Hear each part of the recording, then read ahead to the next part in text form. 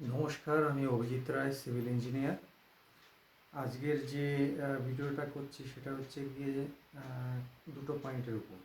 যারা নতুন বাড়ি করতে চান তাদের জন্য, আর যারা বাড়ি করার জন্য ভাবছেন এবং জমি পারচেস করবেন, ল্যান্ড পারচেস করবেন বাড়ি করার জন্য।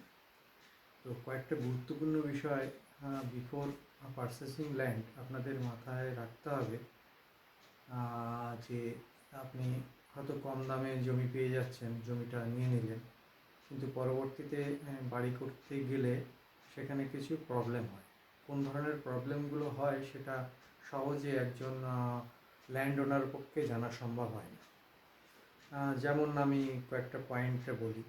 ধরুন, সে কথা একজন একটা ভালো জমি পেল, তার দুদিকে রাস্তা আছে। হ্যাঁ, যেটা এখন প্রায়শই এই প্রবলেমটা হচ্ছে এবং ওনারা বুঝতে পারছেন না প্রবলেমটা কী। তো সমস্ত কিছু যখন জমি পারচেস করা হয়, তো তার উপরে সেই জমির চারিপাশের জায়গা, রাস্তার উইথ, মানে রাস্তাটা কতটা চওড়া, হ্যাঁ, আশপাশে কি আছে তার উপরে বেস করে প্রত্যেকটা মানে অ্যাপ্রুভাল ডিপার্টমেন্ট, মানে বিল্ডিং অ্যাপ্রুভাল ডিপার্টমেন্টের একটি নির্দিষ্ট কিছু নিয়ম আছে। সেই নিয়মগুলো না মানলে প্ল্যান স্যাংশন হয় না। তো কী সেই সব জিনিসগুলো অনেক ডিটেলস আছে, কিন্তু এগুলো না জানলেও কিছু জিনিস আমি একটু ক্লিয়ার করে বলছি, যেটা জানা খুব দরকার। আপনি ধরুন একটা জমি পারচেস করতে গেলেন, গিয়ে দেখলেন যে তার দু সাইডে রাস্তা রয়েছে। ভালো, আপনি ভাবলেন বাহ, দু সাইডে রাস্তা মানে আপনি সুন্দর ঘর হবে এবং সেখানে জানলাগুলো আপনি দুদিকে রীতিমতন অ্যাক্সেসগুলো পাবেন সহজে, রোডগুলোকে ইউজ করার। তো সেটা একটা ভালো পয়েন্ট। আর একটা অসুবিধার পয়েন্ট হচ্ছে, যখন দুটো রাস্তার যে জয়েন্টটা যেখানটায় হচ্ছে, সেখানে ল্যান্ড ওনারকে অনেকটা জায়গা ছাড়তে হয়। এইটা কিন্তু জানেন না, অনেকেই জানেন না। না, আমি কেন আমার জায়গা ছাড়বো, রাস্তা তো রাস্তা জায়গা না, আপনার নিজে থেকে জায়গা ছাড়তে হবে। কর্নারে আপনার কর্নার প্লট থাকলে আপনাকে কিন্তু জায়গা ছাড়তে হবে। সেই জায়গাটা ডিপেন্ড করে আপনার কত এরিয়া।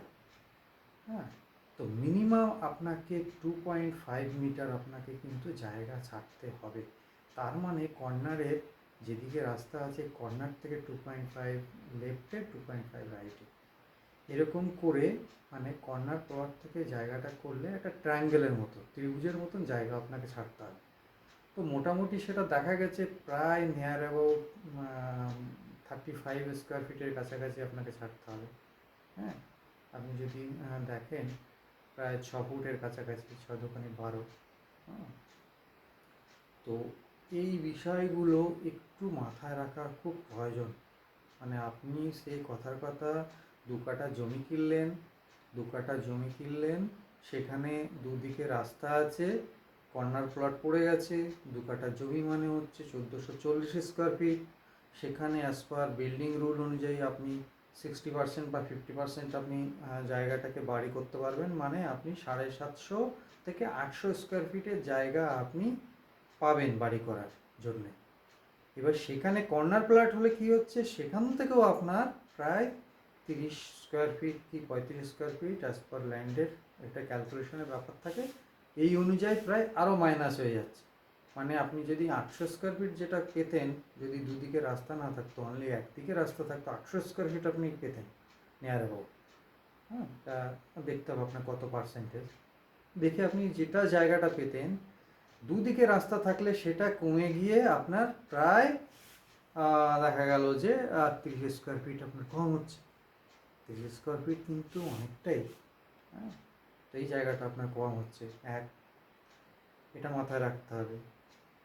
অনেকে 3 দিকে রাস্তা আছে, তার মানে 30-30-70 স্কোয়ার ফিট জায়গা তার কম হবে, এবং ল্যান্ড যদি বেশি বড় হয় তো এই পার্সেন্টেজটা আরও বেড়ে যায়। তো এইগুলো অনেক কিছু মাথায় রাখতে হবে।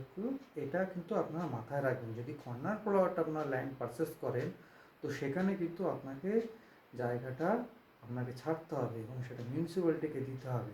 কারণ কর্নারে গাড়ি মুভমেন্ট করার জন্যে এইখানে এই ছাড়টুকু দিতে হয়। কারণ যখন গাড়িটা টার্ন নেয়, টার্ন নেওয়ার জন্য তার একটা রেডিয়াস দরকার হয়। তো এটা এভাবে ছাড়া আর একটা পয়েন্ট, কয়েকটা পয়েন্ট বলি আরেকটা।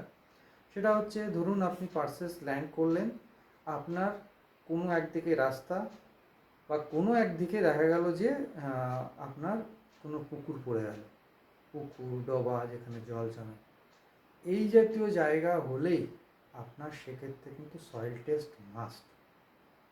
এবার কি হলো, আপনি ভাবলেন যে ইঞ্জিনিয়ার প্ল্যান করবে, সেটা আর কত নেবে, 20-25 হাজার টাকা ম্যাক্সিমাম ম্যাক্স। দেখুন যদি নেয় প্ল্যান করতে, এই ধরনের জমির ক্ষেত্রে কস্ট কিন্তু 3 টাইমস বেড়ে যায়। মানে এখানে কিন্তু একজন সিভিল ইঞ্জিনিয়ার শুধু কাজ করবেন তা নয়, একজন জিওটেকনিক্যাল ইঞ্জিনিয়ার আসবেন, একজন স্ট্রাকচারাল ইঞ্জিনিয়ার আসবেন। মানে এই ধরনের জমি হলেই তাকে 3 জনের ইনভলভমেন্ট প্রয়োজন হয়। তো সেক্ষেত্রে আপনার অবভিয়াসলি কস্টটা বেড়ে যাবে। যদি একটা ইঞ্জিনিয়ারের ইনভলভমেন্ট যে লাগবে, তার 3 টাইমস করতে হবে আপনাকে, করে মোটামুটি একটা প্ল্যান করতে। তো আপনি এইগুলো মাথায় রাখবেন যে আমার জমি পারচেস করলেন, কিন্তু পরবর্তীতে বাড়ি করতে গিয়ে সাংশনের ক্ষেত্রে আপনার কস্ট বেড়ে যাচ্ছে, এটা আপনাকে মাথায় রাখতে হবে। প্লাস কনস্ট্রাকশনের ক্ষেত্রেও বেড়ে যাবে, কারণ পুকুর এরিয়াতে আপনার রিটেনিং ওয়াল করতে হবে। রিটেনিং ওয়াল কেউ করেই না, রিটেনিং ওয়াল কেউ জানেই না ওটা কী জিনিস। ওটা কিন্তু ইটসেলফ একটি ডিজাইন করতে হয়, এবং এটা ভালোই খরচা হয়। হ্যাঁ, এটা মোটামুটি ভালোই খরচা হয়। হ্যাঁ, তো নর্মাল বিল্ডিংয়ের যে পাঁচিলগুলো দিই আমরা, ওয়ালগুলো তৈরি, বাউন্ডারি ওয়াল দিই, সেরকম হয় না এটা। যাই হোক, তো এগুলো অনেক কিছু ব্যাপার আছে। আপনারা অসুবিধা হলে ইঞ্জিনিয়ারের সঙ্গে ডিসকাস করুন। একটা মিনিমাম কনসালটেন্সি ফিস সে নেবেই, কারণ দেখুন তা সে আপনাকে প্রবলেমগুলো শেয়ার করবে, বলবে, অ্যানালাইসিস করবে, সে তো আপনাকে একটা ইনফরমেশান দেবে। আজকাল ডাক্তারের কাছে গেলেও আপনাদের একটা মিনিমাম ফিস দিতেই হয়, সে ওষুধ খান আর না খান। তো তেমনি আপনাদের কিন্তু একটা মিনিমাম কনসালটেন্স ফিস দিয়ে আপনি জমি পারচেস করার আগে বা বিল্ডিং করার আগে একটা ইঞ্জিনিয়ারের সঙ্গে কনসাল্ট করুন।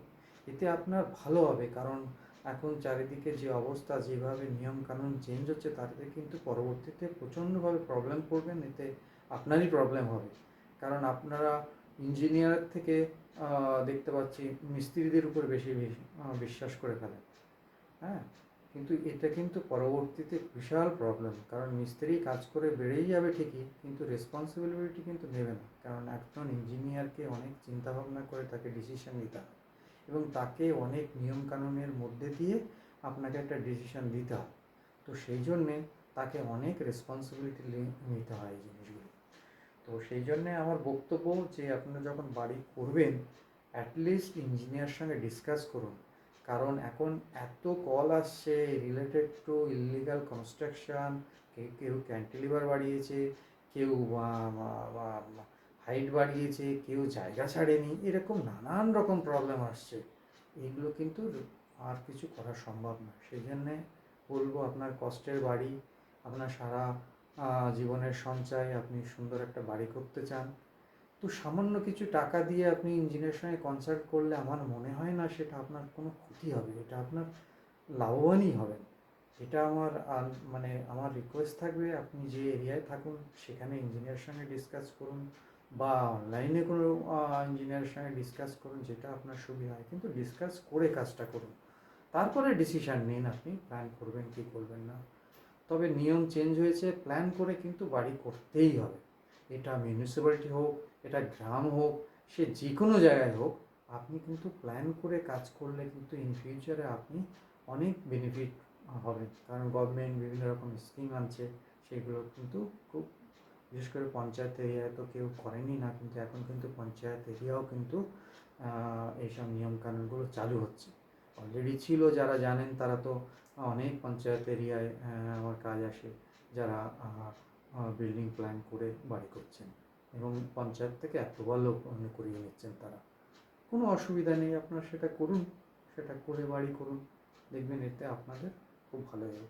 নমস্কার, এটাই আমার বলার ছিল।